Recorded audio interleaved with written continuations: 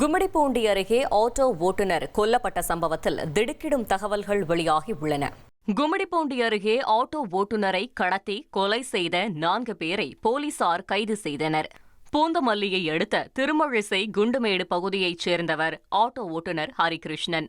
இவரை 4 பேர் கொண்ட கும்பல் கடத்தி சென்ற நிலையில் சோழவரம் அருகே உள்ள தனியார் மருத்துவமனையில் ஹரிகிருஷ்ணன் காயங்களுடன் அனுமதிக்கப்பட்டிருப்பதாக அவரது மனைவிக்கு தகவல் கிடைத்தது.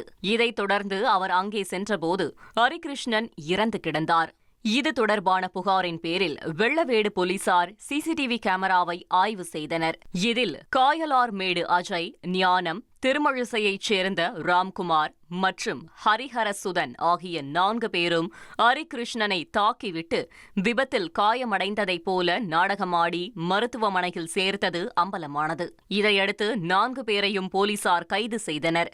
விசாரணையில் கடன் பிரச்சனையில் இந்த சம்பவம் நடைபெற்றது தெரியவந்துள்ளது. இனி செல்லும் இடமெல்லாம் செய்தி. தந்தை டிவியின் வாட்ஸ்அப் சேனலை ஃபாலோ பண்ணினா செல்ல இருக்கும் இடமெல்லாம் செய்தி. இதோ QR கோட் இப்பவே ஸ்கேன் பண்ணுங்க, ஃபாலோ பண்ணுங்க.